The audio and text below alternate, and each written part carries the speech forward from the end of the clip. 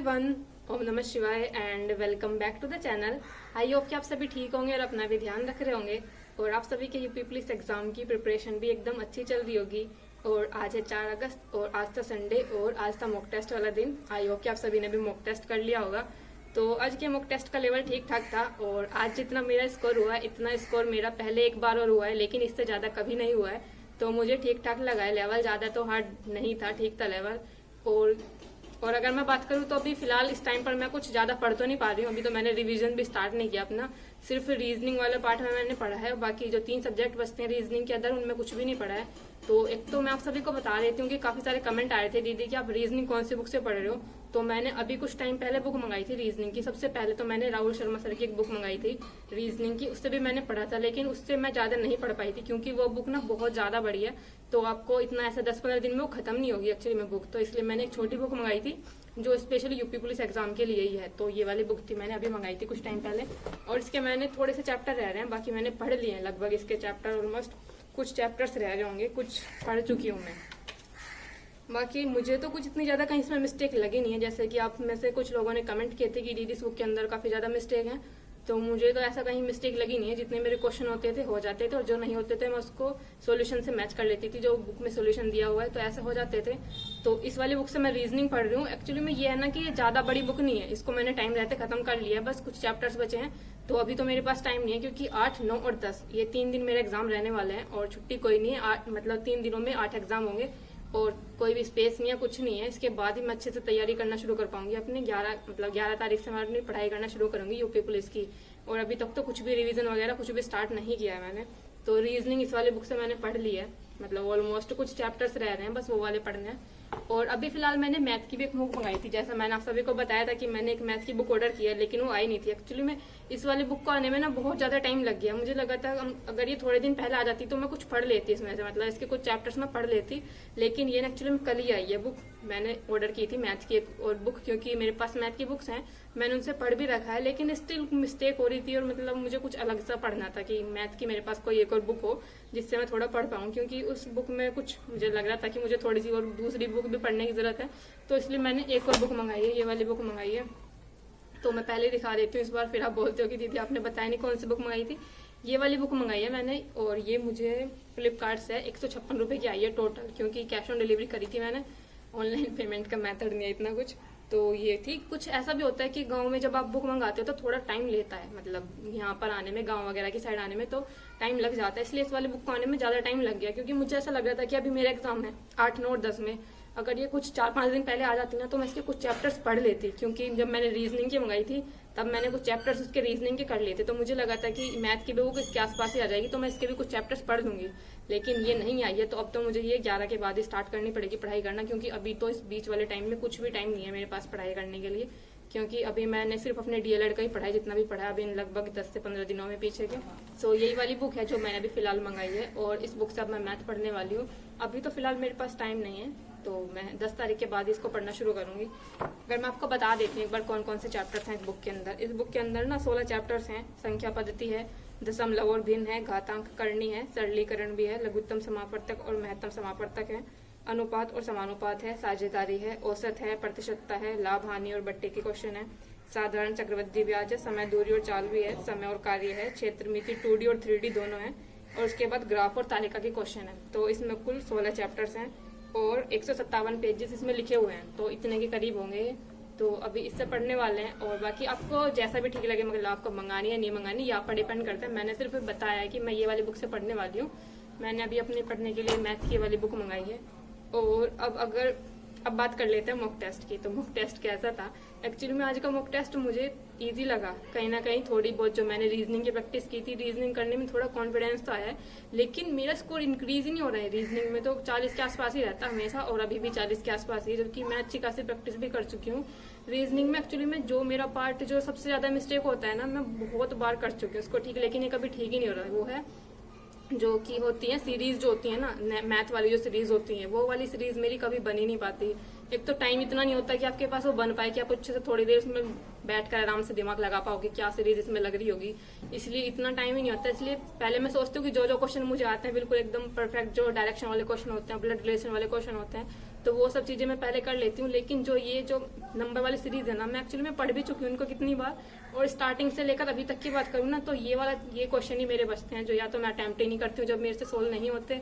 कुछ अटेम्प्ट करती हूँ एक आधा, तो शायद उसमें से कुछ गलत हो जाता होगा।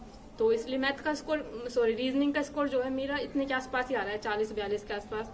जबकि आई होप कि कभी तो आए, मैं सोचती हूँ कि कभी तो मेरा 45 प्लस के आसपास कहीं रीजनिंग का स्कोर हो, लेकिन कभी नहीं होता इतना। 40 या 42-41 इतना ही आ रहा है रीजनिंग का स्कोर। ये बात कर लेते हैं कि मॉक टेस्ट में कौन सा सब्जेक्ट कैसा रहा है और कितना स्कोर हुआ है। और अगर मैं बात करूँ ना, अभी हम डिटेल में तो नहीं देख सकते कि कौन सा क्वेश्चन मेरा गलत है, कौन सा क्वेश्चन ठीक है। लेकिन अगर मैं इन जनरल बात करूँ, मुझे जो जीएस वाला पार्ट था आज ईजी लगा। अगर मैं जीएस वाले पार्ट की बात करूँ, जो मिनी मॉक टेस्ट में जीएस आ रही है वो थोड़ी डिफिकल्ट आ रही है, लेकिन इस जो मॉक टेस्ट के अंदर जो जीएस थी ये ज्यादा डिफिकल्ट नहीं लगी मुझे। मतलब कुछ क्वेश्चन आते थे, कुछ ऐसा भी था कि जो मैंने ऐसे ही चूज किया, जो तुक्का करते हैं, जिसको तुक्का बोलते हैं कि तुक्का कर दिया, तो कुछ तुक्के भी मारे हैं। और बाकी अगर मैं बात करूँ, कुछ क्वेश्चन आते भी थे, कुछ खुद से भी किए, मतलब ऐसा नहीं है कि सारे तुक्के ही मारे हैं। लेकिन पता नहीं मेरी क्या आदत हो रही है, मतलब जीएस के अंदर मैं कुछ ना कुछ क्वेश्चन ऐसे चूज जरूर करती हूँ, क्योंकि जीएस ही ना एक ऐसा सब्जेक्ट है जिसमें हम एलिमिनेशन मेथड लगा सकते हैं, जीएस और हिंदी के अंदर। रीजनिंग और मैथ में थोड़ा कम ही लग पाता है, क्योंकि पूरा क्वेश्चन सोल्व करके देखना पड़ता है। अंटिल आपको कोई डिविजिबिलिटी रूल से कोई कट रहा हो तब, या यूनिट डिजिट से कोई हो रहा हो तब तो हो सकता है, अदरवाइज या तो आपको पूरा क्वेश्चन सोल्व करना पड़ेगा। लेकिन जीएस और हिंदी के अंदर हम वो रूल लगा लेते हैं कि मतलब एलिमिनेशन की, कौन कौन से ऑप्शन एलिमिनेट हो सकते हैं। तो इसलिए जीएस के अंदर कहीं ना कहीं इसलिए। और हिंदी की बात करूं, हिंदी भी ठीक ठाक थी, ज्यादा कोई डिफिकल्ट नहीं थी हिंदी। लेकिन कुछ क्वेश्चन होंगे शायद गलत होंगे, जो गलत हुए हैं, तो मेरे भी गलत हुए हैं काफी क्वेश्चन तो। और बाकी अगर मैं बात करूं, रीजनिंग वाला पार्ट ठीक था, लेकिन जितने भी रीजनिंग के जो सीरीज वाले क्वेश्चन थे मेरे नहीं हुए थे। आई थिंक एक हुआ होगा या शायद 1-2 ही हुआ होगा, लेकिन मेरे रीजनिंग के सीरीज वाले क्वेश्चन गलत नहीं हुए, मतलब गलत नहीं, सॉरी, हुए ही नहीं थे मेरे। वो मैंने ट्राई भी किया 1-2 बार, लेकिन नहीं हुए थे। और बाकी जो क्वेश्चन थे हो गए थे। अभी ये तो नहीं पता है कि गलत कौन से हुएंगे, लेकिन अगर आज मैं बात करूं, जो शर्त वाला जो क्वेश्चन होता है ना रीजनिंग के अंदर, जो शर्त वाले क्वेश्चन होते हैं, आज वो इजी था काफी। अगर आपने भी देखा होगा, छोटे छोटे से क्वेश्चन थे, बहुत ज्यादा शर्तें नहीं दी हुई थी, और जितनी भी शर्तें दी हुई थी इजी सी थी, उनको कहीं अलग से लिखने की भी जरूरत नहीं थी। एक बार आप उनको पढ़ोगे तो ध्यान रही थी, ऐसा था। तो शर्त वाले क्वेश्चन इजी थे। और जो शर्त के बाद जो मेंटल एप्टीट्यूड के क्वेश्चन थे ना, वो ऐसे थे जो पढ़े हुए थे, ऐसा लग रहा था कि पढ़े हुए हैं और इजी थे। तो बस यही था। और अगर मैं मैथ की बात करूं, मैथ ठीक ठाक थी। लेकिन अगर मैं बात करूं ना, मैथ के अंदर जो डीआई वाले जो क्वेश्चन थे, जो रियल मॉक टेस्ट होता है, जो संडे के टाइम मॉक टेस्ट होता है, संडे वाले दिन मॉक टेस्ट होता है, इसके अंदर जो डीआई के क्वेश्चन थे ये इजी थे। लेकिन जो मिनी मॉक टेस्ट मैंने दिया था उसके अंदर जो डीआई के क्वेश्चन थे वो मुझे इतने ज्यादा डिफिकल्ट लगे। एक तो क्वेश्चन तो कि मतलब हिल भी नहीं रहे थे वो क्वेश्चन, पूरा मतलब मैंने पढ़ा उसको फिर भी वो सोल्व नहीं हो रहे थे। ऐसे भी कुछ क्वेश्चन थे डीआई के अंदर, लेकिन वो जो क्वेश्चन थे वो मिनी मॉक टेस्ट के अंदर थे। मैंने मैथ का सिर्फ एक ही मिनी मॉक टेस्ट दिया है। तो अगर मैं इसके डीआई की बात करूं, तो इसकी डीआई के क्वेश्चन ज्यादा डिफिकल्ट नहीं थे। आई थिंक हो गए थे मेरे, ये मुझे याद नहीं है कोई रहा होगा तो, क्योंकि ये तो पूरा जब सोल्यूशन पता आएगा तभी चल पाएगा कि कौन सा क्वेश्चन हुआ है। तो अभी मैं आप सभी को स्कोर बता देती हूँ क्या क्या स्कोर रहा है। ये देखो, सबसे पहले तो टाइम देखो, टाइम क्या दिखा रहा है, ये 1 घंटा 35 मिनट और 31 सेकंड दिखा रहा है। मैं ना मैथ का क्वेश्चन सोल्व कर रही थी, पूरा जैसे एक बार पूरा पेपर आपने कंप्लीट कर लिया, उसके बाद मैंने रीचेक किया, मैंने हिंदी भी रीचेक कर ली और जीएस भी रीचेक कर ली और रीजनिंग भी। सबसे लास्ट में मैंने मैथ को ही रखा था, क्योंकि मेरे मैथ के आज क्वेश्चन बचे हुए थे। तो मैं मैथ को जब रीचेक करके दोबारा सोल्व कर रही थी, तो मैं क्वेश्चन कर रही थी वो कैपिटल और टाइम वाला प्रॉफिट कैपिटल वाला जो क्वेश्चन था ना, रोहित क्या नाम था, आई थिंक प्रभास, और एक और नाम था कार्तिक, और प्रभास वाला जो क्वेश्चन था वही क्वेश्चन मैं कर रही थी। और मेरे करते करते ही ना अपने आप सबमिट हो गया था, क्योंकि टाइम आउट हो गया था मेरा। और ये दिखा रहा है 1 घंटा 35 मिनट लिए है मैंने। ये इसलिए होता है कि जब हम, वही मैंने आपको बता रखा है, जब सेव नहीं करते हैं तो मैंने पूरा टाइम लिया था, ये ऐसे दिखा रहा है। बाकी मैंने आज तक मतलब जितने भी मॉक टेस्ट मैंने दिए ना, मैंने कभी टाइम से पहले सबमिट नहीं किया है, वो अपने आप सबमिट हुआ है ऑटोमेटिकली। मैं हमेशा क्वेश्चन करती रहती हूँ, तो मतलब टाइम की कमी मुझे लगती है, क्योंकि मैं पूरा करती रहती हूँ जिस टाइम पर वो अपने आप सबमिट हो जाता है। कभी भी ऐसा नहीं हुआ कि मैंने टाइम से पहले मैं पेपर करके बैठ गई हूँ, ऐसा कभी नहीं हुआ है। तो मैंने तो पूरे भाई 2 घंटे लिए थे, 1 घंटा 35 मिनट ये दिखा रहा है, जो भी जैसे भी दिखा रहा है। तो अभी बात करते हैं, सबसे पहले अगर मैं बात करूं तो मैथ से बात करते हैं। सबसे पहले मैथ की बात करते हैं, मैथ में क्या रहा है। 17 क्वेश्चन ठीक हुए हैं, 27 मिनट इसमें लगे हैं, और 1 क्वेश्चन गलत हुआ है। तो मुझे लगता है जो ये 1 क्वेश्चन गलत हुआ है, अभी एक्चुअली में मुझे ये तो नहीं पता कि कौन सा गलत हुआ है, क्योंकि अभी हम देख नहीं सकते कौन सा क्वेश्चन गलत हुआ है। लेकिन मुझे लगता है कि ये मेरा वो क्वेश्चन गलत हुआ होगा जो 1 गलत हुआ है ना। ये मैंने 1 क्वेश्चन था जो मैंने सोल्व करने के बजाय मैंने सोचा कि इसको डिविजिबिलिटी रूल से कर देते हैं, तो शायद मुझे लगता है कि वही गलत हुआ होगा। टाइम बचाने के चक्कर में मैंने सोचा कि इसको थोड़ा शॉर्टकट, इसका डिविजिबिलिटी रूल लगाकर मैंने कुछ किया था, वो वाला शायद गलत हुआ होगा। तो इसीलिए न्यूमेरिकल मतलब मैथ वाले पार्ट में मेरे 17 क्वेश्चन ठीक हुए हैं, 1 क्वेश्चन गलत है और 2 क्वेश्चन अनअटेम्प्ट है। अभी मुझे ध्यान भी नहीं है कि मेरे कौन से क्वेश्चन अनअटेम्प्ट है, क्योंकि एक तो याद मतलब अगर हम पूरा पेपर नहीं देख पाते तो ये भी दिक्कत है, बाद में देख पाएंगे 9 बजे के बाद कौन सा क्वेश्चन गलत है सही है।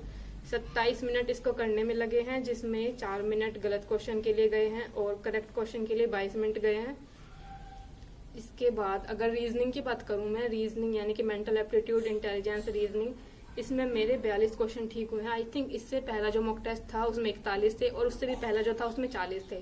बस ये मुश्किल से 1-2 नंबर बढ़ गए मेरे रीजनिंग के अंदर। अभी भी 42 स्कोर है मेरा, 42 क्वेश्चन ठीक हुए हैं और 6 क्वेश्चन गलत हुए हैं और 7 क्वेश्चन अनअटेम्प्ट है।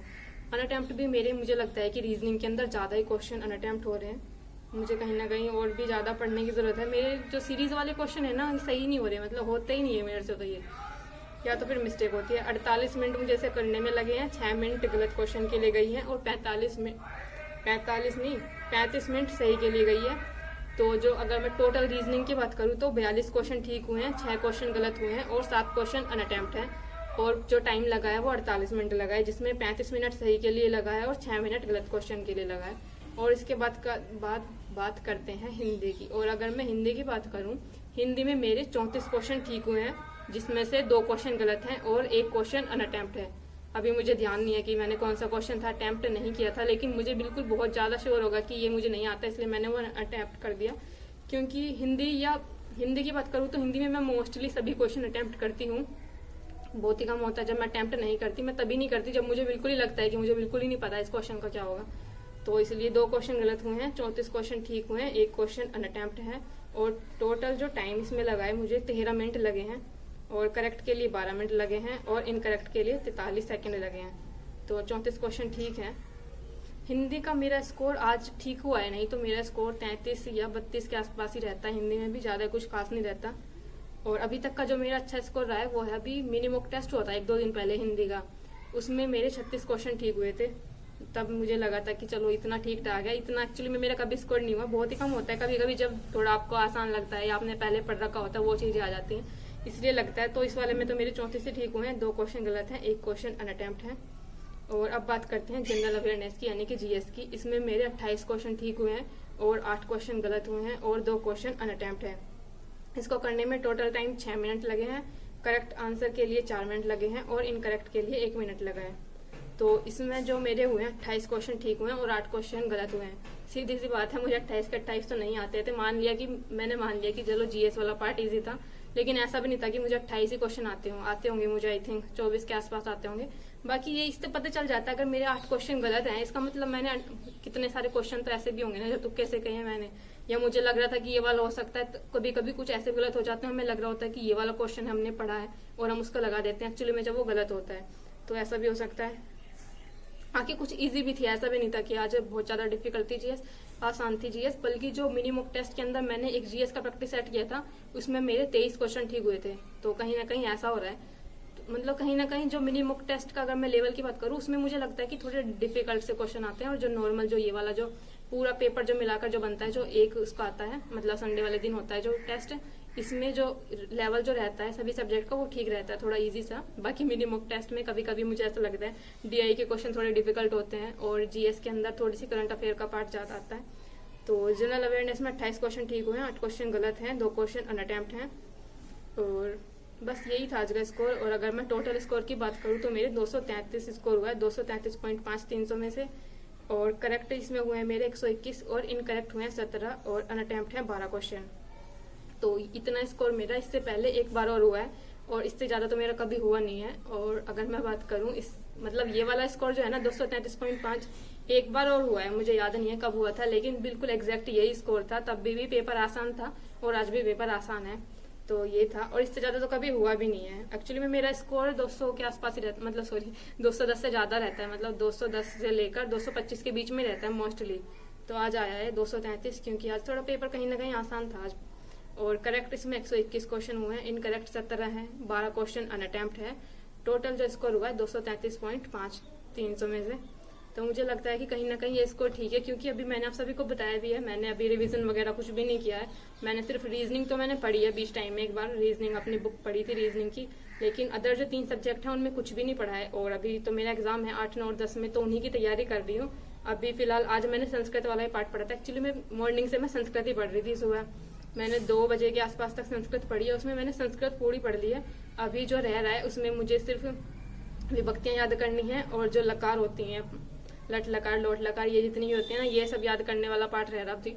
और बाकी जितना जो नॉर्मल पार्ट था, जो संस्कृत के क्वेश्चन थे, वो सब पढ़ लिए। बस ये 2 चीजें रह रही हैं जिसमें जो मुझे याद करनी है। और संस्कृत का पेपर मेरा 9 तारीख में, आई थिंक 9 में या शायद 10 में, ध्यान भी नहीं है मुझे। 8, 9 और 10 में 3 एग्जाम है एक दिन में। तो बस ऐसा ही है। और अगर मैं बात करूं, बाकी आप सभी का कोई भी क्वेश्चन हो तो कमेंट कर देना। मिलते हैं नेक्स्ट वीडियो में, तब तक के लिए बाय बाय, टेक केयर।